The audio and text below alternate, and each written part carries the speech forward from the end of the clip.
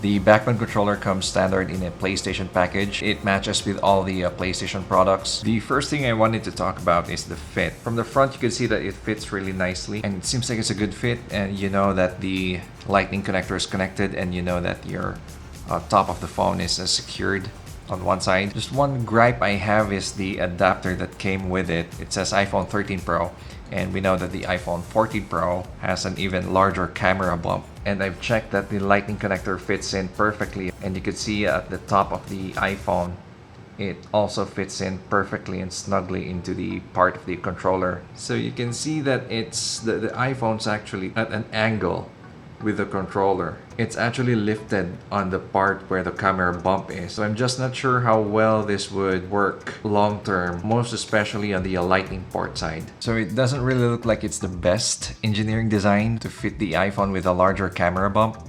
So I just wish they had balanced this on the other side where the lightning port stays, so the iPhone wouldn't be at an angle to the controller. So I'm just concerned about the probable stresses on the iPhone connector. So I just wish they could have placed an equivalent adapter on the lightning port side to balance out the phone against the controller. Now onto the controller itself. It's actually very good. Buttons are really clicky, and the layout is really nice. If you own a Nintendo Switch, this is actually very familiar, which is why I'm a bit confused, because this is a PlayStation controller, but the layout and the feel and the clickiness to it feels exactly like a Nintendo Switch, which is not a bad thing. The Nintendo Switch is actually a really popular console because of its controls and the games that it has. Ports in this controller: on the right side, it has a lightning connector for charging, And on the left, you have here your headphone connector. Shoulder buttons, pretty standard. You've got your L1, R1, L2, R2.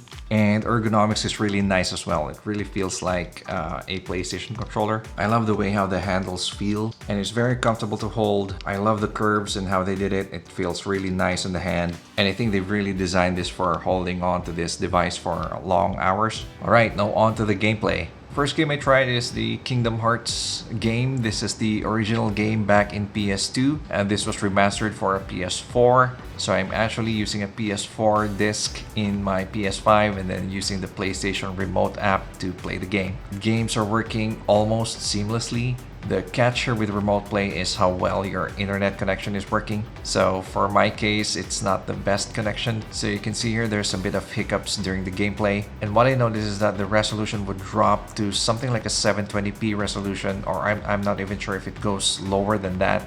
So I think that's the workaround of the remote play when things go slow with your internet. But I'd say it's still a good experience to have, bringing with you your PlayStation games wherever you go, as long as you're connected to the internet. And next game I tried here is Assassin's Creed Valhalla. When I was trying this game, I think I had a much more stable internet connection, so I'm glad it worked out better than the first game. So one other thing I've noticed is the response time. There's a bit of a half-second delay. It's not really a deal breaker for me because I play mostly RPG games or platform games. And of course, it's because of a problem with first-person shooter games or with high-speed action games. So just take note of that. All in all, I think this is a beautiful product, and I think this is why I love it so much, is because it's a PlayStation and Nintendo Switch combined. Ergonomics is great, buttons are great, very tactile, controllers very comfortable. They're really rounded and I like the way they feel. And just my only issue again here is the way they've implemented the mounting of the phone on the controller. I hope they could improve on this more. And those are my thoughts for the Backbone Controller PlayStation Edition. I'll be playing around with it some more with more games and see how it turns out, and hopefully there wouldn't be any reliability issues with the way the iPhone's mounted on the controller. And I'll probably do a follow-up video and see if there's any reliability concern on this. And excited to try out other games as well on iOS or streaming games on PS5. And if you got any questions or requests, let me know in the comments below. And that's it for this one. Thanks again so much for watching, and I'll catch you again on the next one.